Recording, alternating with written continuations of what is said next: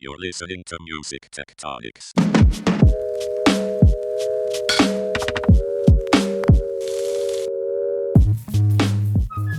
Welcome back to Music Tectonics, where we go beneath the surface of music and tech. I'm your host, Dmitri. I'm also the founder and CEO of Rock, Paper, Scissors. And you know, if you're a Music Tectonics listener, that every year we do an amazing conference in Santa Monica on the beach. And this year, we met up with an artist named Clara Venice. And it's exactly why I do Music Tectonics. It's to find the creative, interesting folks come out doing really innovative stuff that's having an impact on the industry. Clara is a theremin prodigy with a message to music creation companies, an even stronger message to anyone dreaming of making music. And when you think about artists carving out new paths to career in art, after you hear her interview today, she'll be at the top of your list. We also have in store an amazing publicist from the Rock, Paper, Scissors team. Leland Grossman is going to let you in on a little secret about Power Lists, those lists of cool people in the industry. So you'll get some stuff there. But first, let's go to the news.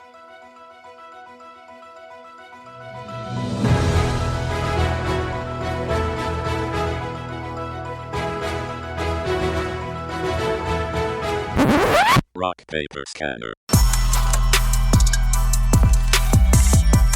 All right, the Rock Paper Scanner is a newsletter we do, and it's also a conversation that Tristra have on many of our episodes now. It's a chance for us to look into what's going on, what's on the horizon for music tech, music innovation, as well as tech and broader. Whenever I bring Tristra onto the show, she widens things out. She gives us that 10,000-foot view, so it's a blast to have her here. Tristra Neer-Jaeger, Chief Strategy Officer with Rock, Paper, Scissors. Welcome back. Hey, thank you. Thanks for having me back. I'm glad I haven't overstayed my welcome yet. No, you never will.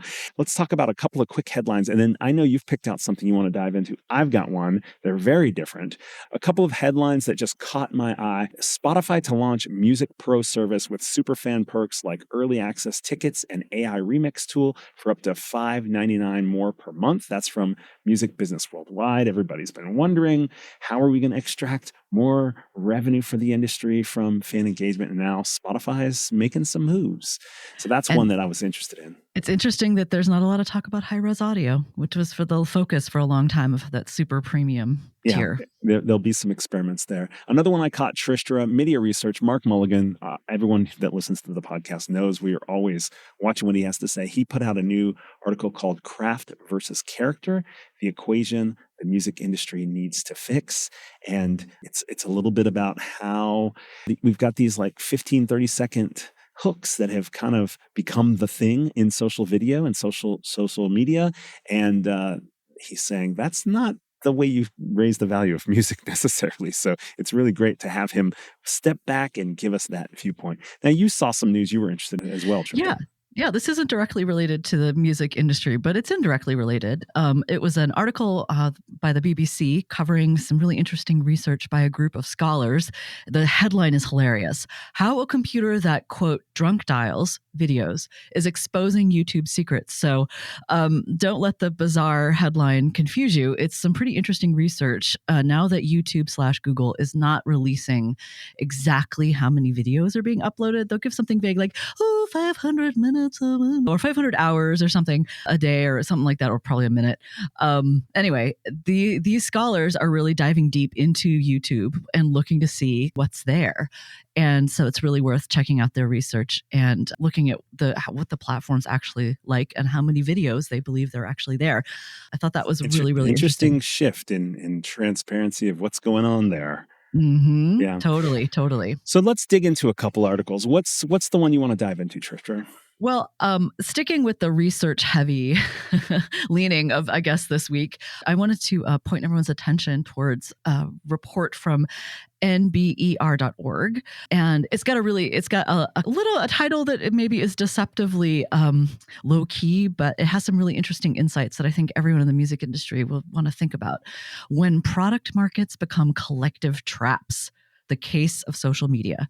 So this research has looked into the attitudes of younger users towards platforms like TikTok and Instagram. And there seems to be a changing consensus that younger users feel like they have a lot of negative utility, meaning if they don't engage with social media, they will be at a loss. They'll miss something. Mhm. They won't have contact with their friends, etc. But there's not a lot of positive utility. So they don't really feel like they're getting much out of these platforms. And it's a really, that is a sentiment that's existed for quite some time. I mean, I remember some similar research coming out about Facebook back in the day. But I think this is an interesting moment, maybe a canary in the coal mine for us, because looking at some reporting that appeared in Billboard last week by Elias Light on the average length of songs, which went up by 20 seconds in 2024. So this breaks a longstanding trend of songs getting shorter and shorter, a trend that was closely correlated with TikTok's dominance of music discovery. But I think what we're starting to see is maybe the tide is turning. And as Mark Mulligan put it, maybe we're going to have less of an emphasis on character and social media engagement and more emphasis on quality creators and the notorious quote unquote super fans that are dominating the conversation, not just in music, but across the creative industries. Like Patreon just put out a big report last week about the emphasis on quality and core fandom for people who are far outside of music. So I just wanted to point out that trend. I think it's significant, and I think it's something I'd love to hear from our listeners, how they're experiencing this and if they're seeing that in their work. This is why Tristra New Year Yeager is on this podcast. She sees the big stuff out there and pulls it in, analyzes it, and then applies it to music, helps us all push our thinking one step further. Maybe I should call you Tristra New Year Mulligan Yeager. Oh, I don't know if I'm not yet worthy of the title of Mulligan, but a bow to Mark. Yes. Yeah, love it. That's a really good one that I didn't catch, so I appreciate that. All right, now I've got one, Tristra, that on the surface, just, the launch of an app. It's a new app that allows a fan to remix hits from Doja Cat, Ed Sheeran, and more, launches an app store. This is Kristen Robinson's piece in Billboard. Mashup features a library of songs licensed from the three major music companies and Cobalt. First of all, how often do we see an app that launches with all three majors signed and Cobalt signed in at the beginning to have music licensed? So that in itself, to me, is kind of a vibe change, a vibe shift. Total vibe shift there. That's like a huge, huge thing. Getting the three majors at launch is, to me, a really significant thing. Is this a sign that major licensing deals are thawing? Is it maybe just Mashap's been working on it in the background for a long time and it's all come together, but they're doing it right, which is super awesome. Ian Henderson, the founder, is a former Spotify executive, so he gets it in a lot of ways. But I don't think this is the only app that's kind of done this. There's a kind of a TikTok competitor called Connect with a Y, that launched with license from WMG. I remember Universal a year or so ago had a big press release about this company called MedRhythms, this digital therapeutics company building direct stimulation solutions that use clinical grade sensors, software, and music to help restore function lost to neurologic disease or injury. What a cool license that is. To see the majors seeing these opportunities for so many years, it's all been threats. Granted, licensing with majors is not cheap necessarily, but there are some like experimental opportunities, some ways to get those things started. I noticed in the Mashup news that it's not the full catalogs, it's select pieces, which is a really smart thing to do. Mm-hmm. Totally. I also want to point out that there's still this ongoing idea that the major stakeholders in the industry are going to always be obstacles that they'd rather like say no and then sue you.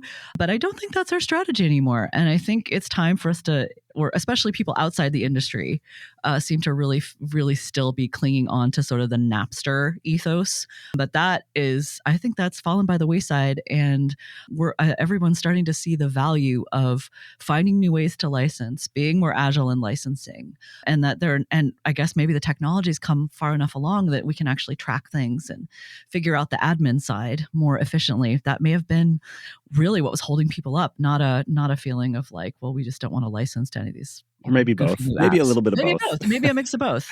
I will say, that'd be a fun debate.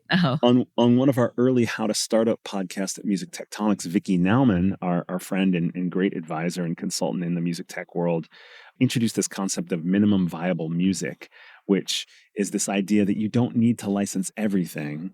She did say you do need to license something. If you think you're going to squeak under the wire without licensing because you're so early, yeah, sure you will. But as soon as you start making money or raising money, you're going to get hit with some serious lawsuits there. But I loved her theory there. And I feel like that may be what a little bit of what we're seeing come to fruition here. It's something I'll talk about at my South by Southwest session on how to start up as well. So come to that if you're going to be at South by Southwest. But the other thing about this story, and again, I know it's a product announcement, but it's a really cool product. I can't wait to play with it myself. I've downloaded it. It's got the TikTok like vertical feed so you can share remixes. I think that's part of it too. It has a social component. So not only do you feel like, hey, I can finally put together two sounds that I always thought would be cool without having to be a DJ or have any hardware or anything like that other than a phone. But also there's this sharing component. And I think that you might look at it and say, oh, well, that's a feature. And with Spotify announcing this remix feature, which they barely mentioned, by the way, in that press release, it was a mention, but it was also like down the road. But actually, I think there's a lot of times where you don't necessarily want your Spotify to be your place where you're hearing a lot of remixes and friends screwing around with stuff, but another, like an app of its own could actually be really valuable. You could really get into it. It'd be like when you download a game app and you open that game to do the same thing every time. You're not playing like a million different games on a single app. So it'll be interesting to see how that takes off. I can't wait to make my own remixes. Yeah, I know you've been longing to do that for quite some time. Yeah. And this might be the lowest barrier for music creation. Oh, all you just take out absolutely. your phone, start mixing licensed music that you've always loved and wanted to play with, and then share it with a friend. And a new channel for music discovery, right? So Absolutely. say That's a great Mashup point. suggests that you try mixing this track and this track, and you're like, wait, I've never heard that track. Or yeah, I like Kesha, but I've never heard that one. So I'm going to listen to that. Oh, I really like that. So I mean, you can find I've found a lot of cool stuff from remixes, DJ sets, and mashups. A lot of songs that I wasn't familiar with. So hopefully the next generation of users will too. Yeah, I love that idea that music discovery and music creation are kind of mashed up in Mash app in itself. Like you discover it, then you remix it, and then somebody else discovers it and they remix it. And totally. Yeah, super cool. All right, Trisha, as always, super blast. Thanks for doing the rock paper scanner with me every week. Let's go read some more news. Will you be at South by Southwest this year? Join Dmitri on Monday, March 10th at 2:30 p.m. in the Convention Center, room 18CD for How to Startup. 20 Essential Lessons in Music Tech, co-hosted with Sun Jen Young of Influence Partners. On Thursday, March 13th at 11:30 a.m., I'll be hosting the Music Tech Professionals Meetup in the Convention Center, room 13AB. Find all of our South by Southwest picks in the unofficial guide to music tech events in Austin. Sign up for our newsletter at musictectonics.com to get the guide in your inbox. See you soon.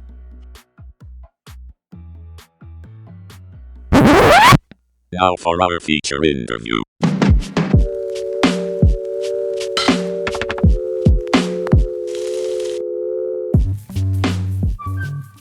Every once in a while, we stumble onto an artist who's carving a new path in music and in terms of their career. For all the hypothesizing and pontificating we do in the industry, these are the artists who are putting the theories into practice. They're experimenting and innovating and creating new pathways while creating great new sounds and music. And I have just that type of icon joining us today on Music Tectonics. Clara Venice is an electronic musician, producer, and theremin artist creating portals through sound.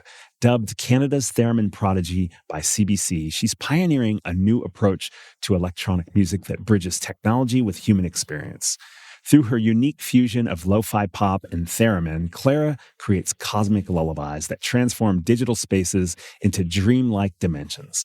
Opening for iconic acts like Violent Femmes and Bare Naked Ladies, Clara has brought her sonic vision to major venues and festivals worldwide. She's been featured on Vice, CBC, and gave an official TEDx talk about the intersection of technology and magic in music. She also headlines the National Music Center's permanent theremin gallery installation. And here she is with us today. Welcome, Clara Venice. Thank you so much for having me. I'm so excited to be here. Me too. I'm so glad we found you. To help our audience who may be new to your music and your video, if a stranger asks what kind of music you make, and before you open your mouth, a good friend or a fan just like dives in and responds, what do you hope they say? I hope that they say that I make, it's an interesting question, because what I would say is I make ambient lo-fi dream pop. Yeah. And those are really specifically chosen descriptions. But I feel like people could just say that I make dreamy lullabies for lovers and dreamers. Like I'm living in a dream, and music to me is like the ultimate dream machine. So Nice. That's great. Okay.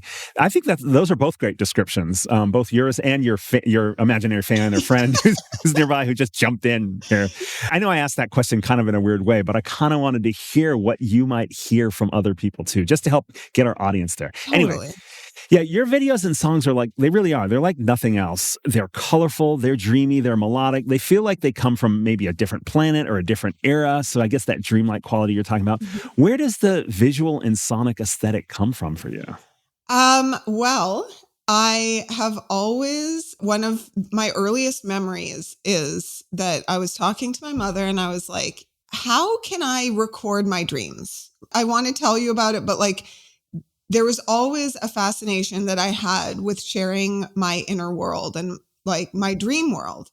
And my mother is not a musician and she's a critic actually, but Wait, she was like a music critic? Or, yeah, no, an art critic, but art critic. Okay, cool. But yeah, she was like, you can't do that. That doesn't exist. And so that question of how to share my dreams literally never left me. And when I was about 12, my dad, who is a musician or was a musician, he gave me Nuendo, like Cubase, my first software, because he was like, oh, you just have to learn how to produce because that's what you're going to do now. And I started violin when I was really young, but I still play the violin. It was my first love. But anyway, when I learned how to produce music, I was like, aha, now I have my machine to share my dreams. And that became, I guess, that was the foundation of my aesthetic. And then from there, as you know, when you're producing music, it's really an exercise in listening to these different sounds and deciding what resonates. And so the more that I listened and the more different sounds I explored and the more instruments and waves and frequencies, I really started to collect things that just resonated. And that's where my description of my music being ambient comes from, because ambient technically is like a mood or an environment as opposed to this like more formal structure. But I thought this is my world. This is my inner world that I'm sharing. And then to go along with it, I think I echoed the same thing on my outside. It's like, what colors do I like? What shapes do I like? What textures do I like? And so I started collecting things that match that, both like with fashion, with beauty, with makeup, with my home furnishings. And so now I basically live in a world when people come over, they're like, oh my God, because everything is very consistent. And this is my life. Like, it's not just a performance. It's literally the way that I live my life, because this makes me happy. And I believe that we should all, especially these days, we need to do as much as we can to really make ourselves feel good.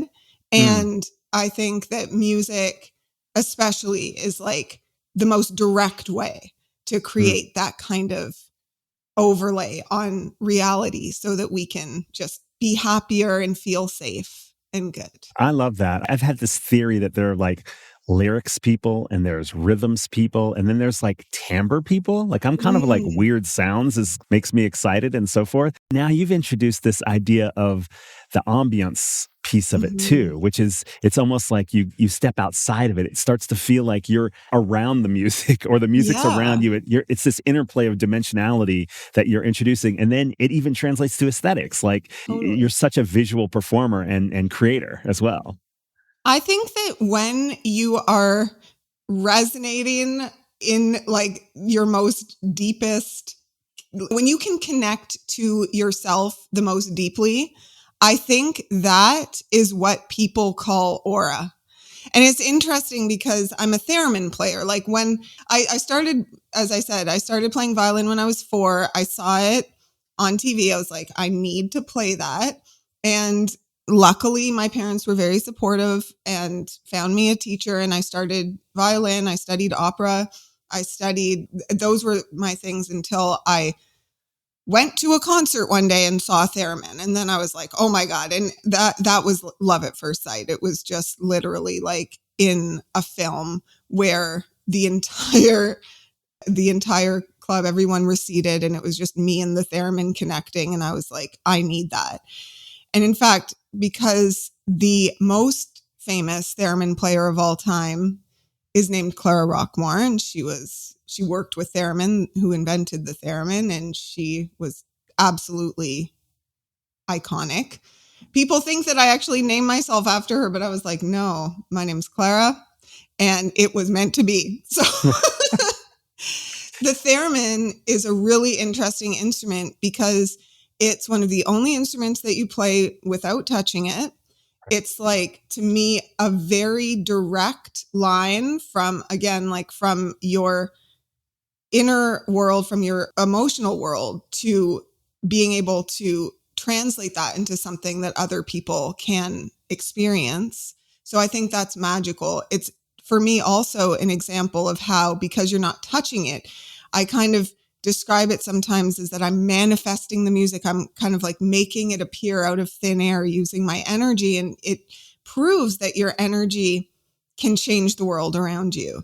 And also, when I'm in a bad mood and I start playing the theremin, because the experience is all about grounding yourself and then using your energy to conduct the music through the theremin's antennas, you end up in a much better mood afterwards. And that was one of the things that really got me thinking about frequencies in the way that people are kind of sharing them now on TikTok. And it's like, oh, this frequency and that frequency. And I'm like, I think people are just trying to get at that thing of finding what resonates.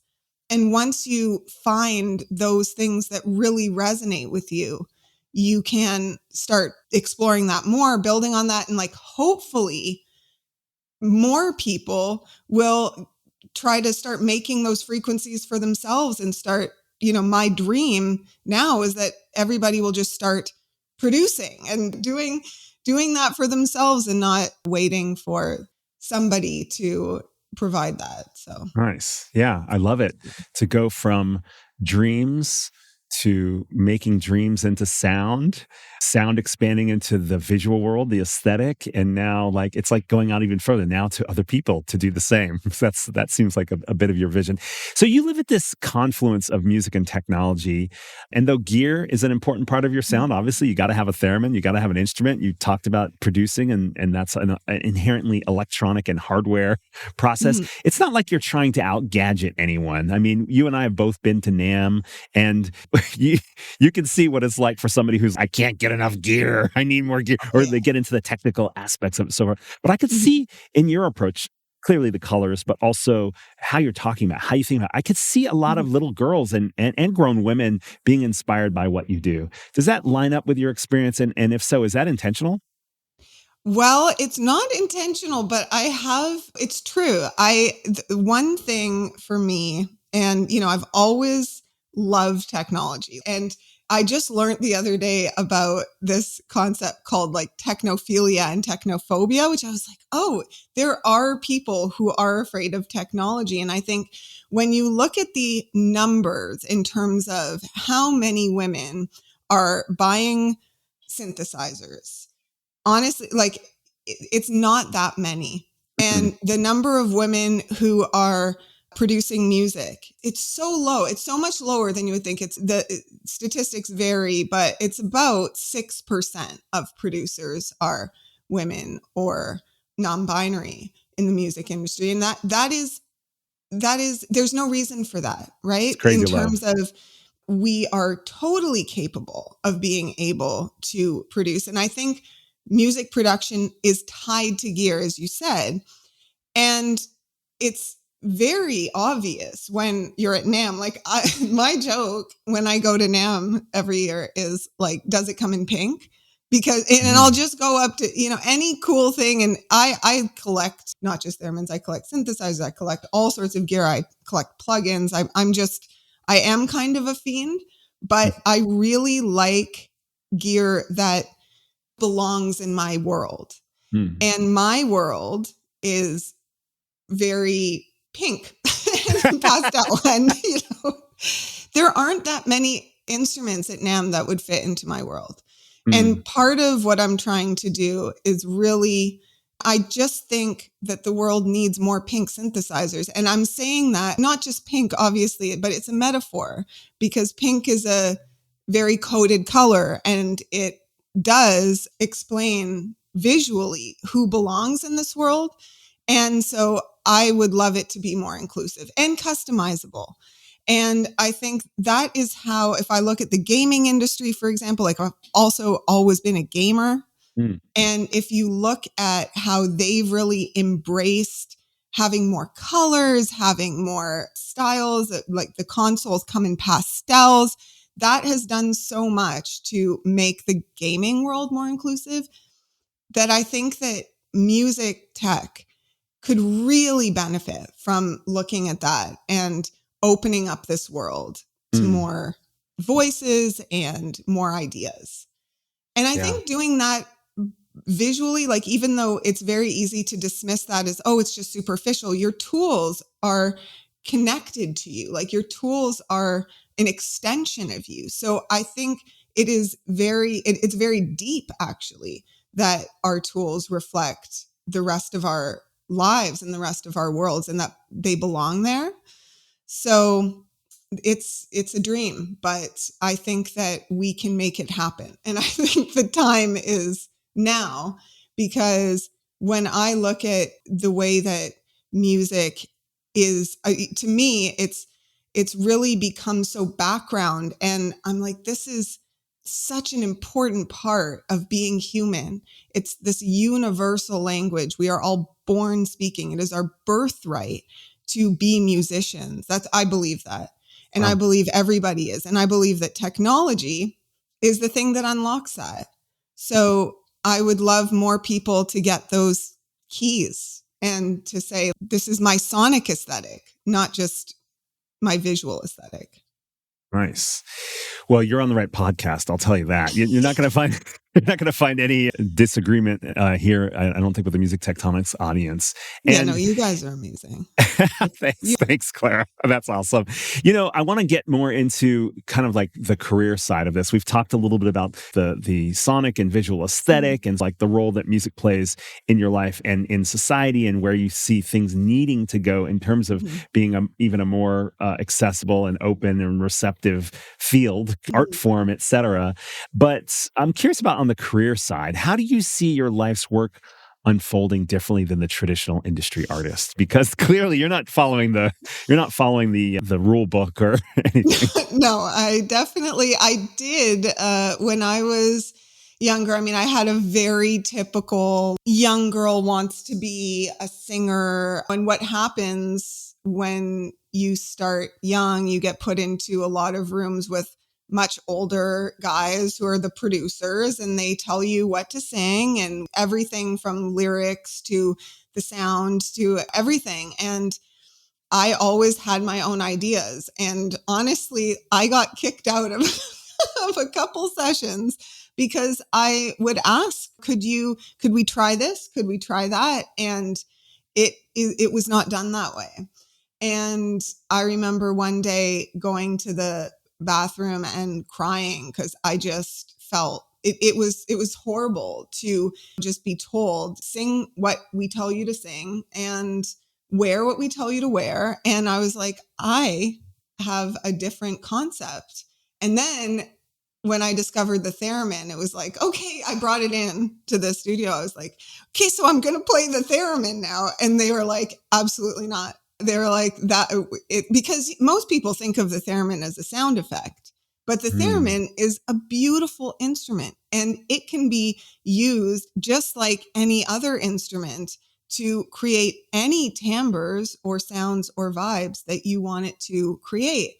So that was, the start of my journey. And then I had to learn how to do everything myself, essentially, because I had a vision and nobody else really understood.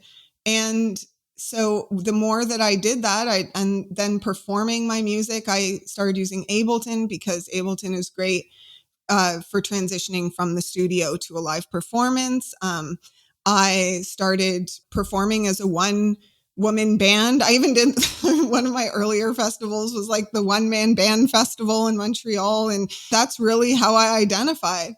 And then from there, I started connecting. People started noticing what I was doing. So Kevin Hearn from the Bare Naked Ladies, who also was at the time Lou Reed's musical director, came to one of my shows, and he really loved it. And he was like, I want to work with you. I want to support you. And he's been an incredible support to me in my career. Just, all it takes really is a few people, because I went from doing the one-man band festival and shows at clubs in Toronto to going on a stadium tour opening for the Bare Naked Ladies, in literal stadiums with my theremin. I was like, that's crazy. That was my first tour. And I've gotten to tour in Japan, which was a dream come true, and play at the Canadian Embassy to a full house and all. And it's kind of amazing because I've never had a manager or an agent. Like, I just did what I wanted to do and did it well, and really went out and learned the skills that I needed to learn. And I believe that if you have that dream, you can do it. It's really just a lot of work and passion, but you can. And especially now, I think we are so lucky to be living in this time when we can get our music out there and share and connect with people who they might not even be in your city or your country or anything, but we can connect with other people that get it. Right. Yeah. So this episode's coming out February 26th. So tomorrow you have your first single dropping from Dreamology. We have to wrap up here in just a sec, but tell us a little bit about Dreamology and this idea of the Claraverse. If you go to claravenice.com, you have such a fun web interface. Love to dive in. It feels like you're stepping into a world. So congrats on such a cool thing there. But tell us about Dreamology real quick.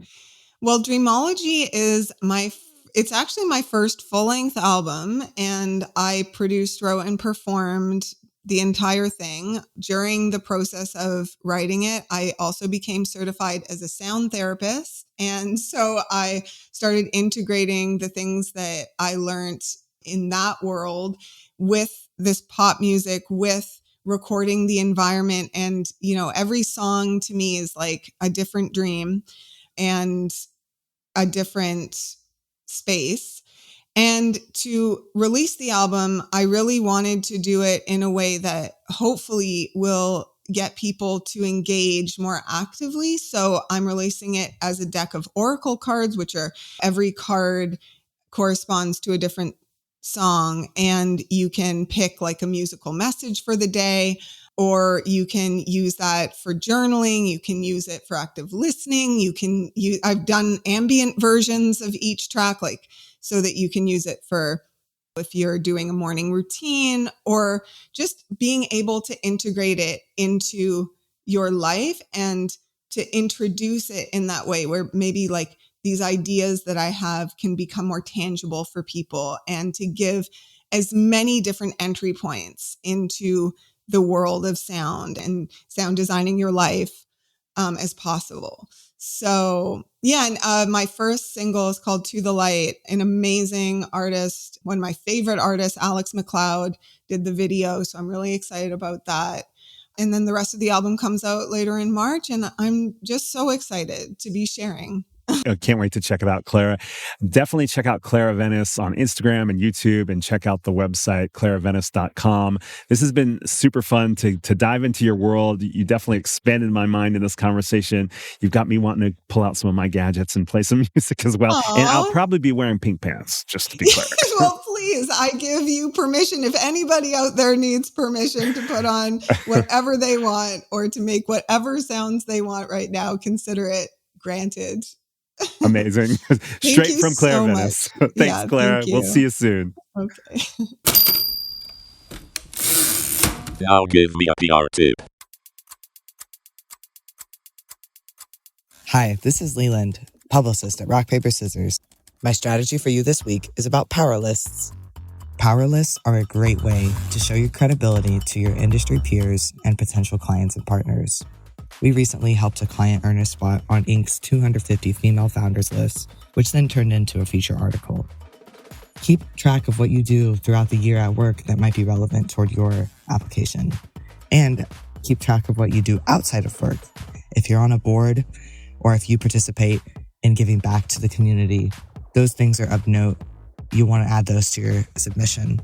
Check out the Busy Awards, Libera Awards, Variety, Billboard, Music Week, Inc., Fortune, Fast Company, just to name a few of places you can go and look for submitting.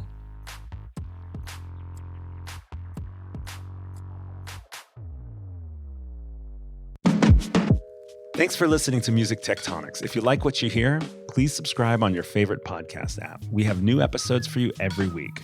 Did you know we do free monthly online events that you, our lovely podcast listeners, can join? Find out more at musictectonics.com. And while you're there, look for the latest about our annual conference and sign up for our newsletter to get updates. Everything we do explores the seismic shifts that shake up music and technology, the way the Earth's tectonic plates cause quakes and make mountains. Connect with Music Tectonics on Twitter, Instagram, and LinkedIn. That's my favorite platform. Connect with me, Dmitri Vitsa, if you can spell it. We'll be back again next week, if not sooner.